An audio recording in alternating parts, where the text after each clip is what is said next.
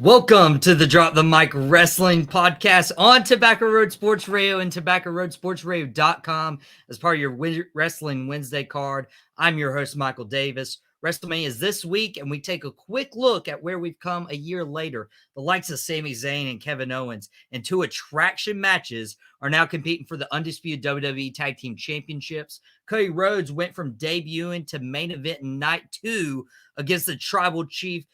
First-time guest Shannon Smith will join me next on the podcast as we are on Tobacco Road Sports Radio and TobaccoRoadSportsRadio.com. Stay tuned.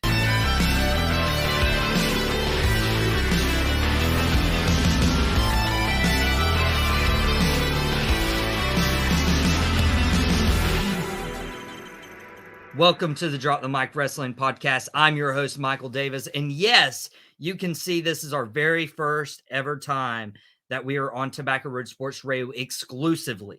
We used to have a Spotify channel. We used to have a YouTube channel. Now you can find this episode and all the future episodes of the Drop the Mic Wrestling Podcast on the official Tobacco Road Sports Radio YouTube channel. And so with that being the big news and also WrestleMania being this weekend, what better way to do it than with a guest? So we're going to welcome in first-time guest Shannon Smith. Shannon, how are you doing today? Man, I'm doing well, man. Can't complain, man. About yourself? I'm doing pretty good. Like I said, the Drop the Mic Wrestling Podcast is officially a part of the Tobacco Road Sports Radio YouTube channel. And WrestleMania is this weekend, Shannon. And before we get into this WrestleMania, we got to look back at last year's WrestleMania because it was the last in the official Vince McMahon regime, whatever that means nowadays. And so obviously we got 2 days to recap WrestleMania and we have 2 days to preview this year's WrestleMania. So if you've watched our last couple Deja Vu, we've done WrestleMania 21 when they made their first trip to Hollywood. Yeah. WrestleMania 31 last week where they went to the 49ers stadium. I know Shannon's a 49ers fan. And by the way, this background, this color scheme is not 49ers colors. I just want to put that out there in case Shannon's like, I don't know. It might be. it's really not. So we won't have to do a match by match basis, but I did want to touch on a couple WrestleMania 38 matches, and night 1 saw the Usos retain their titles against Rick Boogs, Shinsuke Nakamura. Boogs tore his ACL that time. He just returned about a couple weeks ago. But the biggest tag match of that night was The Miz and Logan Paul. It was Logan Paul's debut in WWE facing Rey Mysterio and Dominic Mysterio. A lot has changed, Shannon. And, of course, we'll touch a little bit on Logan Paul and Seth Rollins in a later segment. But what do you make of Logan Paul's first year in the WWE? I think he is tailor-made for the WWE. I think he is because, of course, him being a reality TV star, being a YouTube sensation, he's become a legit athlete, which is, as a boxing guy and everything, that's kind of hard for me to say because, he fights these guys that are on YouTube, not like legit fighters, legit boxers, but that might come. But it's perfect for him being in the WWE. It's great for him because he's a reality guy, and wrestling was the first reality TV show like ever, if you really want to put it in layman's terms. Like, wrestling has been the reality TV with kayfabe and all that for a long time. And it's perfect for him. I think that he's going to have a good future in the WWE if he keeps it up. If he's legit about it, he'll have a great future. Yeah. And I don't like admitting that either because I'm just that diehard wrestling fan. You see him and you're just like, oh my gosh, this guy just didn't pay. I don't know if it's because he didn't pay his dues. Yeah, or what it is. Exactly. He didn't do like a John Cena. He didn't do like Ray. He didn't do like the guys that we grew up watching. But you also got to look at it too. Look at The Miz. Pretty much, to me, Logan Paul reminds me of The Miz, and it's perfect. He tags with The Miz for the first time, which I think, is pretty much looking at the mirror with these two. Logan Paul, you can give or take, is the better athlete, but The Miz is the better personality, first and foremost. The Miz is probably one of the top 5 heels of the past 10 years. Paul has the acting and the theatrics about him that'll put him over the top. It's going to be entertaining being in a segment with Logan Paul. Logan Paul is not going to make a match boring with the mouthpiece, the talking. He's not going to do that. The Miz is not going to do that. But Logan Paul, that's who he reminds me of a lot. I really can't think of anybody else who he reminds me of more than The Miz. And that's a pretty high compliment if you think of how much The Miz has done in his wrestling career in terms of how his longevity has been, just because he's been that mouthpiece. Absolutely, because that's what does it. And what you being a wrestling fan, same with me, you can't make it in wrestling without a mouthpiece, without controlling that crowd, without being, if you're a heel, you've got to make that crowd hate you. If you're a face, that crowd's got to love you. And controlling the crowd is the thing about wrestling. It's great being that athlete. It's great being like Ray is. Ray got wrestling skills alone, wrestling skills aside. Ray is one of those guys that, he's going to give you the match. Ray has incredible ring presence. He's a great athlete. He's been doing it for a long time. And that's what does it for Ray. Ray may not be one of the greatest personalities on a microphone, but Ray going to give you a match in a heartbeat. Logan Paul is going to be that guy who's going to give you the mouthpiece aspect. His wrestling gets good, he might be top tier. And I hate to say that as well, too. I really do. I think, getting it on mouthpiece alone it's not good, but it's not bad either, because this is sports entertainment. You gotta get that aspect out of it. Yeah, we'll get to talk about him a little bit more in the next segment, and I just hate that he's taking part of my wrestling podcast. We'll also get to talk about Ray and Dominic going from father-son to tag team champions to bitter enemies. They've built that perfect, by the way. But last year also saw a return of sorts when Cody Rhodes jumped ship, was the very first guy jumped ship from AEW to WWE. People were chanting Cody in the arena before he actually used his AEW theme. You and I have talked about this a little over the phone, so I kind of know where this is going. What was your, and putting yourself back to watching it last year, what was your initial reaction to Cody Rhodes debuting in WWE, and then how he's done this past year? When it happened, I was like, say it ain't so. That was what I was saying from November to January. Say it ain't so. Now, with that being said, because, when you looked at the evolution of AEW, when All In, Cody smashing the sledgehammer, taking the sledgehammer to the throne, a direct shot at Triple H. That was the direct shot at Triple H. Cody Rhodes basically took AEW and basically told Vince McMahon, I did this because you didn't think I was anybody. You turned me into a cartoon character. You turned me into a mid-card guy. You turned me into a heel for no reason. You said you're good in the tag circuits. You're good as an upper mid-card, but you'll never get anywhere else. He made AEW to look Vince McMahon in the face and say, guess what? I am a contender. When they did All In and they sold out, Dave Meltzer said, there's never going to be a independent wrestling organization that will sell out Madison Square Garden. They sold out Madison Square Garden in 38 minutes with All In. Cody built that. Legacy of his daddy, legacy of his brother. He built that. He pretty much, AEW can't say AEW out Cody Rhodes. And it's hard to see him going from AEW to WWE, the organization that he wanted to bury.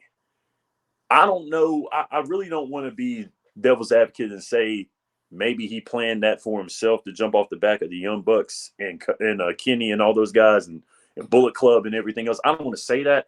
I don't think that's the case. It's kind of hard to say, but when you saw how quickly it turned, it makes you wonder. Makes you wonder what his real intentions were. Absolutely. I mean, it's hard seeing that because it's hard seeing it though. But AEW jumped out the blocks. They came out the blocks quickly, like fast, and everything that they've done. And I'm not trying to turn it away from WrestleMania, not trying to do that, but that's basically what that was. They pretty much came out the blocks. We're going to give you more wrestling. We're going to give you more in a segment in this time frame than what WWE is doing. And then all of a sudden, he's at WrestleMania. You're like, okay, this developed quickly. So it would be like Triple H all of a sudden showing up in Impact Wrestling. It'd be like, really, this doesn't feel right. And Cody did build AEW much like the Attitude Era was built on the back or the broken neck of Stone Cold Steve Austin. And his last WrestleMania was WrestleMania 19. He went out on his back to The Rock. And then this past year, in his home state of Texas, he actually wrestled Kevin Owens in impromptu WrestleMania main event. I'm sure child Kevin Owens absolutely loved it. I think we were talking about this. This was the first time ever I got to watch Stone Cold wrestle live in the present day. I thought for me it was pretty cool, and he blew me away in terms of expectations for what he could do. My question to you is, should Stone Cold wrestle again at this year's WrestleMania? You know what, man? I'm one of these people right here that Stone Cold can do whatever he wants. I'm going to be fine with it. I'm going to be okay with it because unlike you, the Monday Night Wars were a staple of my childhood. From middle school it was on, for me. Man, I tell you, it was nothing like the Monday Night Wars. Flipping between WCW Nitro back to Monday Night Raw. My sister and me, we did it. And I'm going to tell you what, it was a time to be alive. When the NWO debuted, I can go on and on about that. I'm going to leave that alone. That might be another time.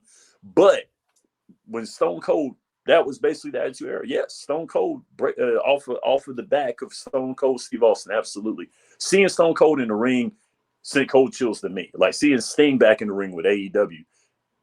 That was cold chills for me.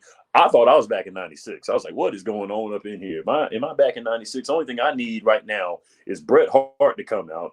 I need HBK to hit Sweet Chin music. I need The Undertaker to come out in the cloak. And then I need to hear Goldberg chants. That's it.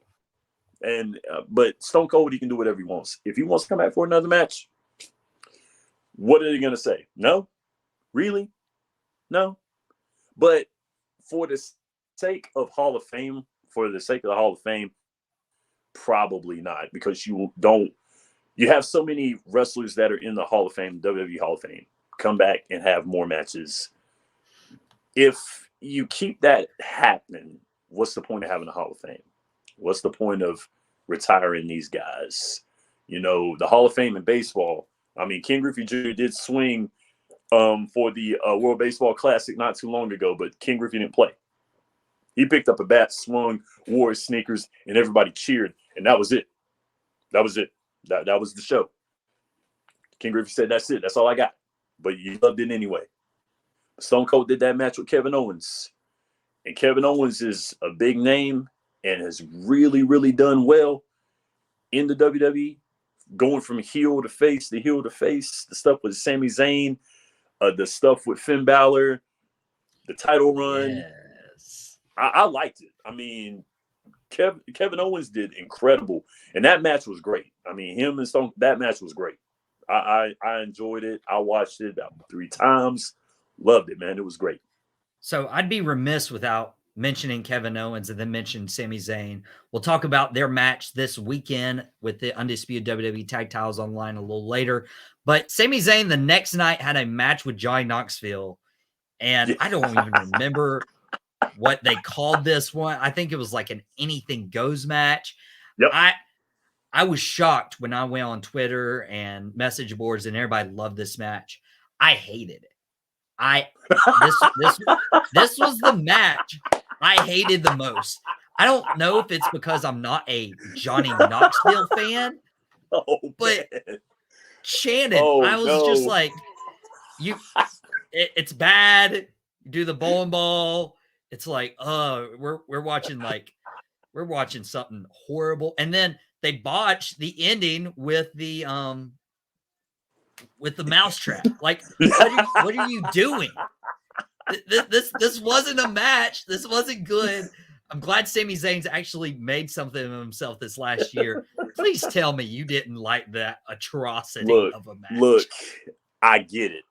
I understand. As much of a wrestling fan as I am, I get why someone would say, what is this? I get why a wrestling fan, a diehard wrestling fan out of nowhere will look and say, what were y'all thinking? I get it. I really do. But this guy right here was a fan of Looney Tunes for a long time. And that's what that looked like. I was watching the cartoon when I watched this match right here. It was a cartoon. You won't was. Watch Looney Tunes while you watch WrestleMania. Oh, no, check it out. Wait. I'm not done. Hold on. I'm not done. It was pretty much a cartoon. It was. Now, everybody knows why Johnny Knoxville was having this match. He was promoting this movie. That part right there is the part that I understood, but then again, I'm just kind of like, okay, you're turning WrestleMania into the Super Bowl. You know, you're advertising your products, you're getting the advertisement, and I don't want to hear anybody breathe about, the trash talk of wrestling. You know how many movies were promoted off of wrestling matches and wrestling venues and wrestling pay-per-views, and people still want to trash wrestling? I don't want to hear it. Okay, you want to trash wrestling? Well, then don't let me promote your movie. Look what just happened at WrestleMania. Promoted Jackass. And Jackass was a good movie. Well, according to advertisements and things like that, you can't tell me WrestleMania didn't help that. The diehard wrestling fans did not help that. The fact that it was put on a grand stage in one of the biggest pay-per-views of the year. So that part I understand. As far as watching that match again, one and done. That's it. I was the only reason why I watched it was because it was a part of the card. It wasn't like I'm watching this like this. I put that match up there with the Ultimate Warrior and Hulk Hogan. No. I will not. I mean, I get the rationale. Now, I understand that, this is one of the hardcore things that I had to understand growing up being a sports fan. It is a business. It's a business. I know. I get it. Sometimes you got to water some stuff down for your average fan, for your pop culture people, for your pop culture fan. Look at what's happened to the Super Bowl. It's watered down for the pop culture people. There's people who don't watch football but watch the Super Bowl. There's people that watch this match right here and don't watch wrestling. So that's what you have to understand. Do I like it? No. Would I advise it? No. But if you want to make money and you want to get paid, you better. And so Shannon, I get the rationale. Shannon, I think one of the reasons I don't like this match, and we'll cover this one main event before we get into this weekend's WrestleMania after the break. This match between Knoxville and Sami Zayn lasted 2 minutes longer than the main event, the self-proclaimed greatest wrestling match of all time, Woo! greatest WrestleMania match of all time, Roman Reigns, Brock Lesnar, unifying the titles, and Roman Reigns beats Lesnar in like 12 minutes. I mean, that was a big, that match, if you're building that up, it's a letdown, man. Like, it is. It is a man. I, for one, am not looking forward to seeing Brock Lesnar and Roman Reigns wrestle one more time. I think that should be the one to end it. It shouldn't be that anymore. I feel like, it's kind of like, even though you get more wrestling out of this match, Randy Orton and John Cena going at it again. That match there, another one of those, you're like, okay, guys, really? How much more of this can you repackage? How much more of this? How can you dress it up one more time? How can you do it? Now, this time around, they got it right. Reunifying the titles, smart. That to me is the best move. You know, it's like how they did Goldberg and Lesnar at one of the WrestleManias past. They build that being a great match, and that match was a wash. I mean, it was a wash. This is coming from somebody who loved Goldberg back in the days. Someone who has a great respect for Brock Lesnar. That match was a wash. This match right here, too, it was a wash. It was a wash, but not a wash at the same time. It was a wash for wrestling fans, now, on the other hand. It was a wash for wrestling fans who thought they were going to get 22 minutes from a strong Brock Lesnar, a stronger Brock Lesnar, and a Roman Reigns that has developed. You thought you were going to get a solid 20 minutes out of them. 18 to 20, 22 minutes at the top. I think that's what we were looking for, but getting it for 12 minutes and then calling it the greatest card of all time, you got more out of the Ultimate Warrior and Hulk Hogan. You got more out of HBK and The Undertaker than you got with Reigns and Lesnar. Lesnar. Yeah, you got more than that. I mean, and I'm sitting back here and I don't want to be one of those old grumpy fans, those grumpy old fans that's like, well, when it was me in my day in WrestleMania 13 and WrestleMania 20, I don't want to be that guy. I really don't, because you're going to kill it for the young fans, and you don't want to do that because you need younger fans and you need guys still watching the sport to keep the sport going. But it makes you be that after seeing that match. And we still have WrestleManias nowadays, and we're going to get into a quick break on YouTube. It'll be about 15 seconds long. How great is it to do a podcast? When we come back, we'll preview this year's WrestleMania, including Logan Paul's match with Seth Rollins. I look forward to it. Yes, we are. Next on Tobacco Road Sports Radio and TobaccoRoadSportsRadio.com.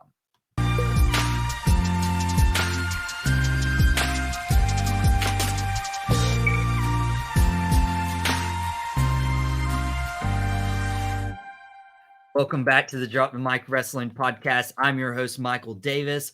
We are joined with Shannon Smith for, ironically, the 49th episode of the Drop the Mic Wrestling Podcast. I didn't realize that, and Shannon's a 49ers fan. I'm sure we'll have him on Out of Pocket here one of these days. The correlation is there, man. I'm telling you, the stars are lining up for you to go ahead and just join Niner Nation. I'm telling you right now, man. Whoa. Now, if this was Friday afternoon, I'd say that was out of pocket. But somebody, you just need to drop the mic, okay? You need to drop the mic and walk away. You can catch all the Out of Pocket episodes on the Tobacco Road Sports Radio YouTube channel. And start with this one, Drop the Mic. We're on Tobacco Road Sports Radio officially.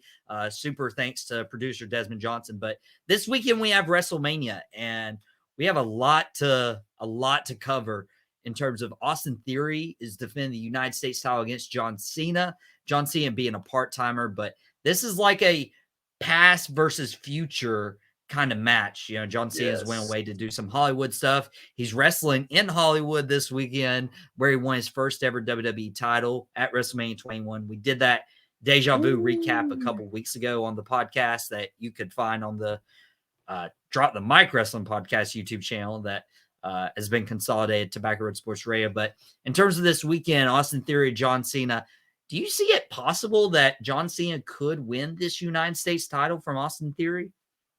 A part of me would love to say he will. I doubt it.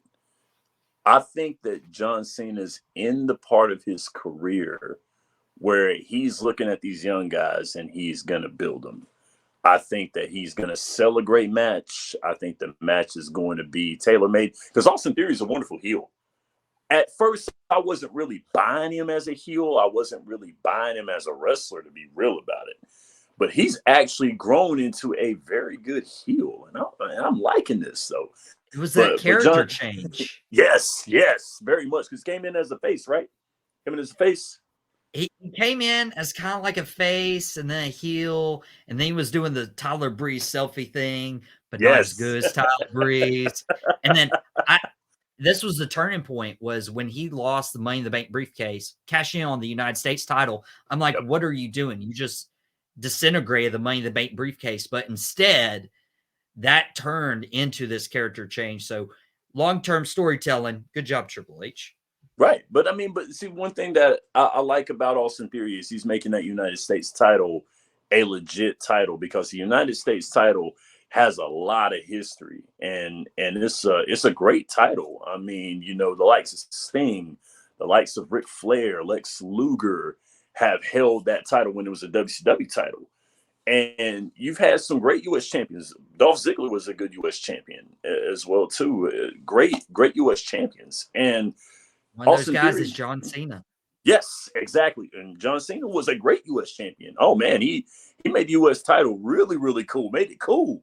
You know, some of these younger wrestling fans who didn't know anything about the U.S. title at that time and how great the U.S. title was, John Cena brought that relevance back, whether wrestling fans want to say so or not. Like, you know, guys my age don't want to really give that love to John Cena because he made that title cool and made that title, you know, appealing to the younger crowd when the United States title was a title that was put away for a while when it crossed over from WCW. My man Booker T held that title, and I loved it.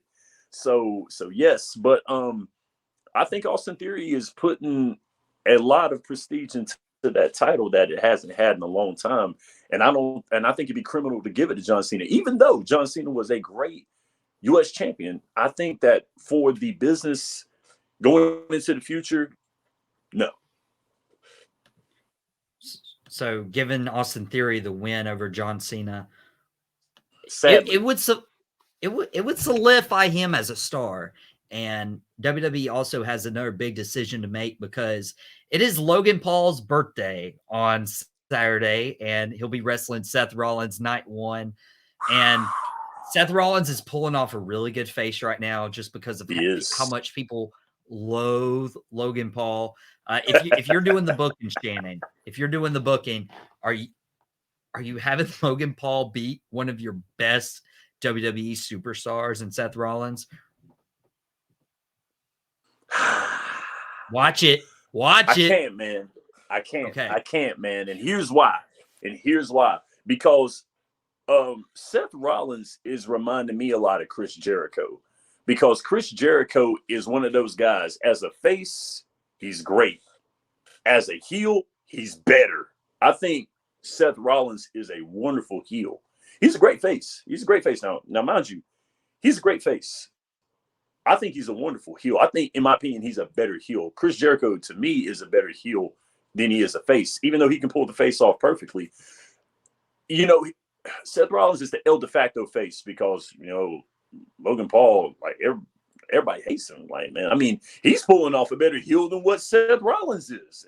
And it's because of who he is. It's not because of his ability and all this other stuff. It's who he is. They hate him. And I'm like, man, this is good. But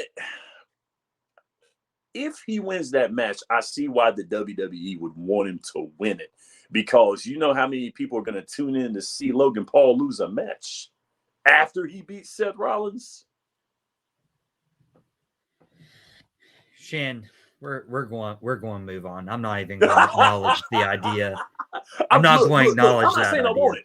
I'm not saying I want it. I'm not saying that I want it. Mike, please understand. I'm not saying I want it. I'm not saying that. Seth Rollins is a champion. Seth Rollins is probably, right now, you would have to put Seth Rollins top 5 wrestlers in all of wrestling. I'm talking about every single promotion that you got. You got to put Seth Rollins. New Japan exists, right? I get it. We were talking about this. I understand, but marketability alone, you got to give it to him. Yes, I know you want to put Will Ospreay there. I know you want to put him there. Kazuchika Okada. I know you want to put him there. Even my man, the high five flow, Hiroshi Tanahashi, who has one of the coolest names in all of wrestling. I get it. I know you do. But marketability's sake, you can't tell me that Seth Rollins don't bring in people and put butts in seats. Tell me he don't. If he didn't, why would you put him in a match with one of the guys that everybody absolutely hates, who they feel like he's going to crush? They feel like Seth Rollins is going to crush that man. And he should. He should. But will he? I'm hoping he does. I think he does. I think Logan Paul is going to have one of those respectable performances. Yes. But gosh, please don't let Seth Rollins lose this one. I understand and I get it, and I hope not either. I hope not either. But I see I'm the devil's advocate side of this right here, because I can play devil's advocate with anybody. It's the perfect storm, but you don't want to just destroy Seth Rollins like that, because a loss like this would do Logan Paul great justice, but would not do anything for Seth Rollins. And he's the mainstay. He is. I think Seth needs a win to keep everything going. But this is kind of interesting, because there was a trio of women rather who I thought needed wins. They weren't getting them. And now Damage Control, Bayley, Io Sky, Dakota Kai are now wrestling perhaps just your dream team WWE 2K23 trio of Becky Lynch, Lita, and Trish Stratus. Shannon, I'm kind of curious as to like your thoughts on Trish and Lita wrestling in 2023. Of course, we saw Stone Cold wrestle at last year's WrestleMania, and your expectations for those two moving forward. If you're going to give the men a nostalgia kick, you got to give the females a nostalgia kick. I saw Lita when Lita was with S.A. Rios. You don't know who that guy is. I understand. I seen Trish Stratus when Trish Stratus was with Tess, rest in peace. So I remember both of them. And what they brought to the women's division. You thought they were just beautiful faces, but they were very, very good competitors. Lita being one of the very first women's champions when they brought the women's championship together. Trish Stratus being the same way, held the title longest, if I'm not mistaken, the women's title longer than anybody, I believe, if I'm not mistaken. At least at the time. Yes, exactly. At that time. I'm very, very glad to see it, because, to be honest with you, the way they're moving in the ring and the way they're doing in the ring, it's really good. I've always thought that Lita was a better wrestler than Trish Stratus was. I've always thought Lita was a better wrestler, well, considering the fact that she was with the likes of Matt Hardy and Edge, two very talented wrestlers, and Lord have mercy, the tag teams those men were a part of, the tag team matches, the very first TLC match, the second ever TLC match. Oh man, that brought me back. I loved every bit of Edge and Christian, and the Hardys were incredible. But anyway, back to what you're saying. Dudleys. Yes. Oh man, I'm gonna tell you what, it was a time to be alive. It was a time to be alive. It really was. I'm glad I got to see that. Back to what you were saying. Lita and Trish Stratus, seeing them in the ring and putting them with Becky Lynch, the man. Putting them with the man. And Becky Lynch has really made her bones in the division, in the women's division, in all of wrestling. Her WrestleMania match, honestly, I think it was her WrestleMania match that headlined it for the title. I think it was her WrestleMania match. If it wasn't not, or headlining the pay-per-view, Becky Lynch's headlining pay-per-views as a woman. Yeah. That tells you a lot. The women's division in the WWE is incredible. It is great. But seeing those two back in the ring, once again, younger me. I love them both. And they were really before their time. So I'm excited to see it. I think they actually lose to Damage Control. I think so too. And here's my thing. I think one of them turns heel. I don't know if it's Trish. I don't know if it's Lita. I don't know if it's Becky Lynch. But we're going to have a singles match somewhere at SummerSlam. Two of those three people. You got to do it. You have to do it. I believe that's great. Because I didn't think about that, but you have to do it, because all three of them in the ring, all six of them in the ring together, there's got to be a solo booking somewhere, and that's a good idea. That I like that. And I think, and I'll go ahead and probably give my best guess of who it may be. I think Lita may do it. Lita may do it. I think so. I'm kind of leaning closer to Trish Stratus. Maybe turn on Becky Lynch, or Becky turning on Trish. I feel like we need that singles match. I think so. I think that would be really, really good. I think it would be. I mean, with the mix of all 6 of those women there, that you have so much to work with. It's a great idea, man. That's a great idea, man. And they trailblazed the women's division. Before we get into our last break, real quick, we have 2 women's title matches. Bianca Belair defend against Asuka, and then Charlotte Flair defend the SmackDown women's title against Rhea Ripley. Which one of these matches are you most excited for, and who ultimately walks away with the title? You know, I've seen so much of Charlotte Flair going for the title. I think I'm looking at Asuka. I think I'm looking at the match before Asuka and Bianca. I think I am. I really. The WWE's got to do something with Asuka. They gave her the win streak. Great idea. I think putting her in the title match once again is a great idea because of the way she is as a competitor, the way she is as a wrestler. She has wonderful talent. I probably would rank her, as far as skills, technique, probably the best female wrestler in the WWE. I would say her skills alone. If you're just going skills and that's it, her. I got to go with Asuka, and I think she comes away with the title. I think it's time for a shift. It could be a shift. Bianca had her statement win last year at WrestleMania against Becky Lynch. I think this is the time for Rhea Ripley to avenge her COVID Mania loss, rather. Yeah.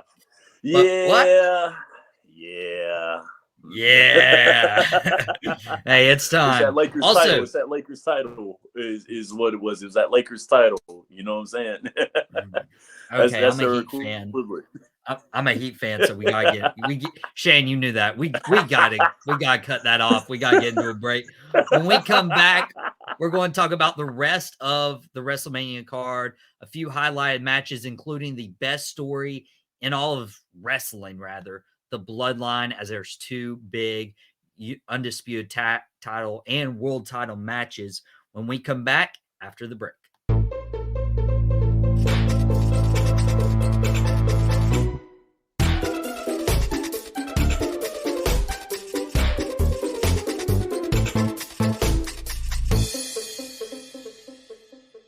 Welcome back to the Drop the Mic Wrestling Podcast. I'm your host, Michael Davis. And if you missed the news at the beginning of the show, first of all, you should go back and watch from the start because it's been a great show with my friend Shannon Smith, his first time on the Drop the Mic Wrestling Podcast. But the Drop the Mic Wrestling Podcast is the official podcast on the Tobacco Road Sports Radio YouTube channel as part of the Wrestling Wednesday card. You got Drop the Mic at 2:00 on Wednesday afternoons. You got Tap Outs and Touchdowns. You got, spoiler alert, K-Vix Alive. You got a lot of stuff here, and I know that'd make Shannon Smith smile right there. But we have a few more WrestleMania matches to go over. We can't go over them all because the card, I think, has like 12, 13 matches right now. Yeah. I think the fail 4-way tag matches are just fillers, loss of time, get people a paycheck. But one of the matches I'm most excited for is the Intercontinental Championship match. You got Gunther defending the Intercontinental title against Sheamus, who he had match of the year last year with Clash at the Castle.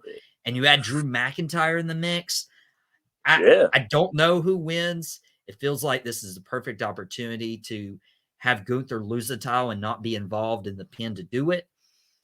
I'm starting to think Drew McIntyre wins his first title in front of a live crowd at WrestleMania. Man, now I'm a devil's advocate here. I like Gunther as the Intercontinental Champion. I like it. I like it. He's a different character, and I like it. I mean, that's the reason why I was like, okay, giving him the title, I was kind of like, when he won the title, I was like, okay, what we gonna do with this guy? What's gonna happen? And his evolution as a champion has been really, really good. I've liked it, but again, I think it is time for a title switch. I think it's time for a title switch. It would make more sense to put the title on Drew McIntyre, to be honest with you. It would make a lot more sense to put the title on Drew McIntyre. I think it would. I like the win. I can make a case for Sheamus But it makes more sense for Drew McIntyre to win the title. You got to put a title on that big man. You have to do it. And I think it may vault him back up into that world title conversation yet again. I think that it would be best to put him in there. You know, you kind of look at guys like him and Lashley as guys that are like, okay, put titles on these guys and put them back into the world title talk, put them back to where they belong. But, you know, I lived in a time where the Intercontinental Championship meant that you were up next for the world title. That was the title that they put on the guy that is more than likely going for the world title. And that's what I would like to see.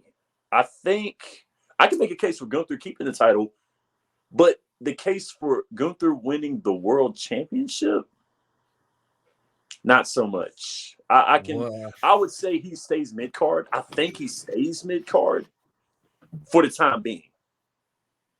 But Tyler got to go to Drew McIntyre. So my only thing with that is you had to have watched the Royal Rumble. Gunther and Cody Rhodes. Gunther lasting like over an hour, and Cody coming in at the last minute, and they battled for the last 10 minutes of that match, just the two of them. It was really, really good. Gunther had a match of the year against Sheamus last year. I think more than any other company in the world, Japan, AW included. Like, I think he is ready for that world title push. I think it's going to be more about how long does this Cody Roman thing last? We'll get into that here in a couple of minutes. Please do. I feel like that's going to be, but if Cody is a face, Gunther's your next guy up. Good point. Good point. Yes. I didn't think about that. Very good point. Yes. Yes. And now we didn't get to cover the genesis of Judgment Day at last year's WrestleMania. Edge versus AJ Styles. Damian Priest comes help Edge. Edge recruits Damian. Edge recruits Rhea. They turn on them for Finn Balor. Dominic Mysterio joins in. And now we have Edge versus Finn Balor inside Hell in a Cell. Demon Finn Balor. We got. That's what I was wanting you to say. Yeah. I'm kind of stuck on should they have brought the Demon persona back, but this could be Edge's last WrestleMania. Do you think he goes back? You know what?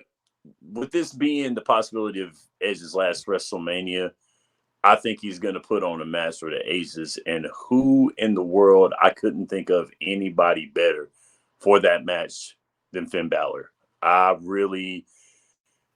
With Finn Balor coming into the WWE, it's been really, really, I think that he's kind of had a little bit of a raw deal, being the first Raw Undisputed Champion and then getting hurt really sucked to see because, of course, Bullet Club, foot for life. I was happy seeing Finn Balor actually looking like he was going to win a world title after not winning the IWGP title in Japan, which I thought would be a great thing for him. Didn't happen. He signed the contract, got the money. I get it. But the fact that he had a world title put on him at one point in time did me good. It sucked that he got hurt. Then the bouncing around with him. The match with him and AJ Styles, loved every bit of it. And at the end, Bullet Club for life. I loved every bit of that. That was great. But I think that Finn Balor and Edge are going to put on the match for the ages. And you know Edge will put on the match in a heartbeat, whether it's a tag team with Christian, whether it's your headlining your WrestleMania. Edge's going to give you a match. He's going to give you a match. Won the first ever Money in the Bank briefcase in Hollywood, where he returns. I'm hoping he wins this. I don't think Edge will do it. I think Edge wants Finn Balor to win secretly, but I mean, it could also be a situation with Rey and Dominic where I mean, this has been the best build up ever since Undertaker versus Kane, because Undertaker didn't want to wrestle his brother, and he was forced into it at a WrestleMania. I mean, we finally got to see last week where Ray had enough, and it was when Dom attacked his wife, attacked Dom's mother, and Ray's like, I've had enough. Yeah. And we finally got the Yeah, match. man. Excellent build up. I mean, how do you see this playing out? Could this be Rey Mysterio's last match with him going into the Hall of Fame on Friday evening? I think so. I think Ray, Ray has been saying he's done for about 8 years.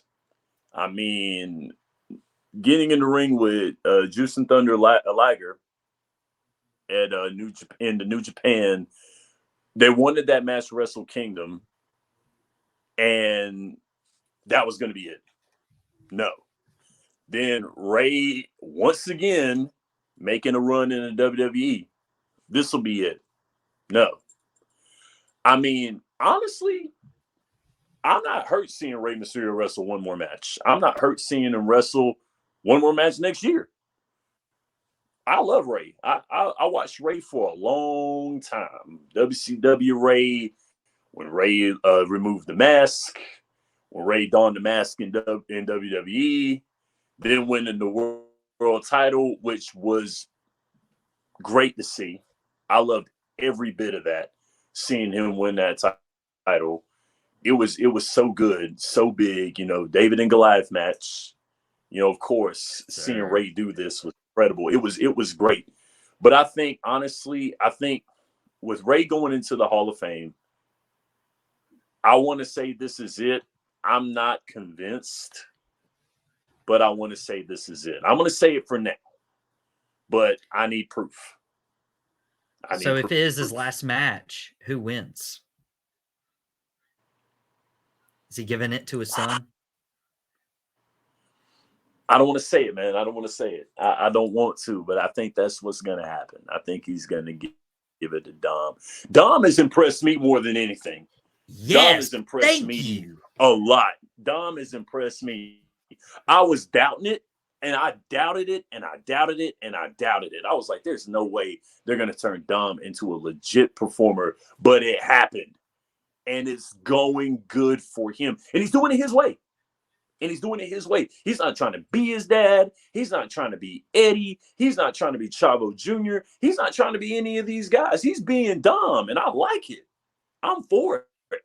I like when guys realize they don't have to be their dad. Cody's not his dad.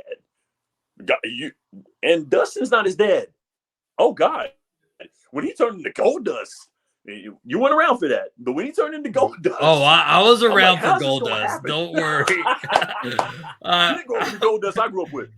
You didn't grow up with the Goldust I grew up with. You didn't grow up with Shattered Dreams. You didn't grow up with Shattered Dreams.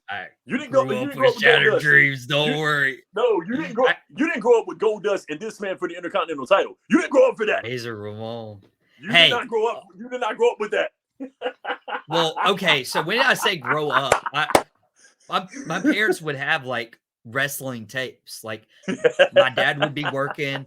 My mom would have to like tape either Raw or Nitro. And so there's a collection of VHS tapes. And so that's what I'm talking about. Technically did grow up on Shattered Dreams.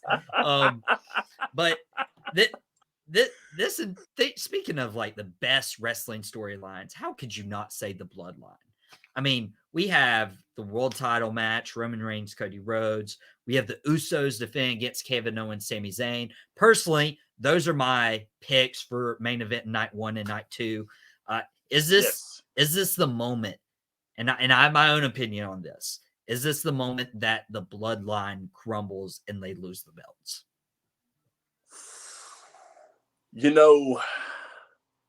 I really, like you, the Bloodline has been a great storyline. The Sami Zayn thing, your allegiance to the Bloodline. Paul Heyman was the greatest thing that ever happened to Roman Reigns. Greatest thing that ever happened. Paul Heyman is a legend. Paul Heyman is the GOAT. Say what you will about Paul Heyman and whatever. Everything Paul Heyman touches turns to gold. That man can't do no wrong in the wrestling world. He cannot do any wrong, especially now.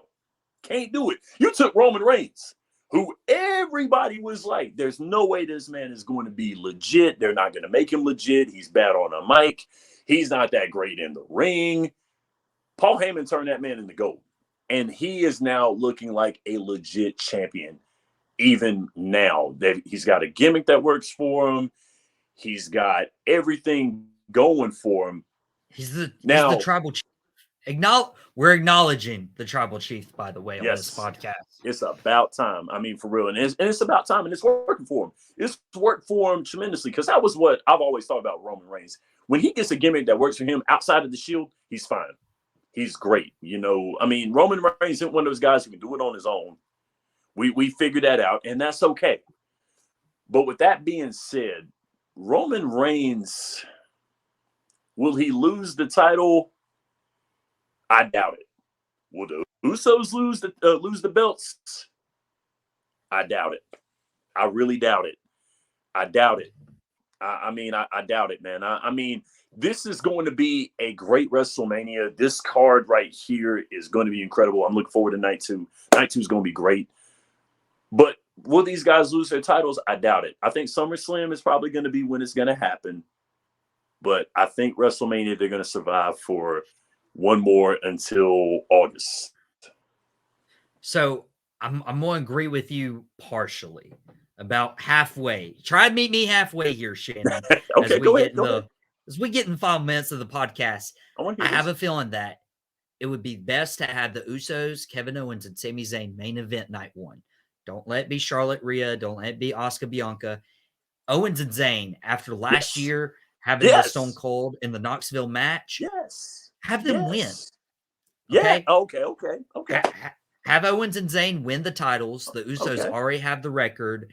And now for the next 24 hours, you play on the Usos just fell. Will the tribal chief, will the head of the table fall as well? And then you get through the entire night and Roman Reigns shocks the world and retains against Cody. And then at SummerSlam, you had the entire summer for Cody to fight for that spot again, because his story's not over. You sometimes hear a road bump, okay? You have that fight against the good guy, bad guy. And at SummerSlam, once Roman Reigns has held this title 1,000 days, that's what I want. That's what you need. Can't be this close to it and not give it to him. Then have Cody Rhodes dethrone Roman Reigns at SummerSlam. I think that's a perfect storm. Yes, because having Roman Reigns lose the title at WrestleMania doesn't sit right with me. And if you want to really look at every single wrestling fan that's rational, because you know some fans, no matter what sport they're in, are irrational, and they want to hate Roman Reigns so badly, they want to hate him. They want to hate him because they look at the botched matches that he's had. They look at how he hasn't really been like The Undertaker was, who was probably that perfect superstar. He wasn't The Undertaker. He's not The Undertaker. Dude, who cares? Leave the man alone. No, he's not The Rock. So what? I don't care. I don't want to see another guy that's like The Rock. I don't want to see that, because The Rock is 1 in a million.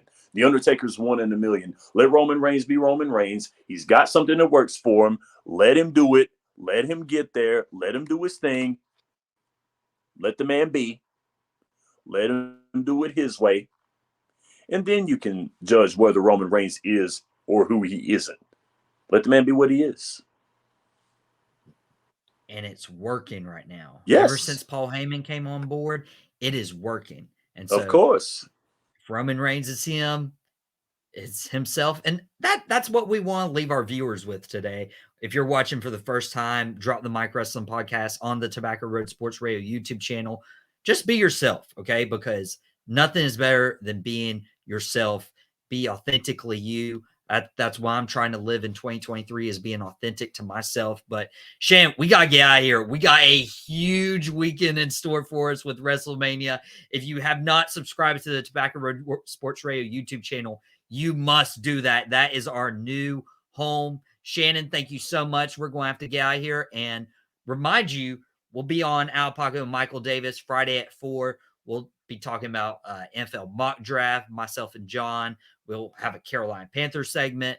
All the boxes are going to be checked, so be sure to tune in to that. And We will see you Friday, Out Pocket with Michael Davis.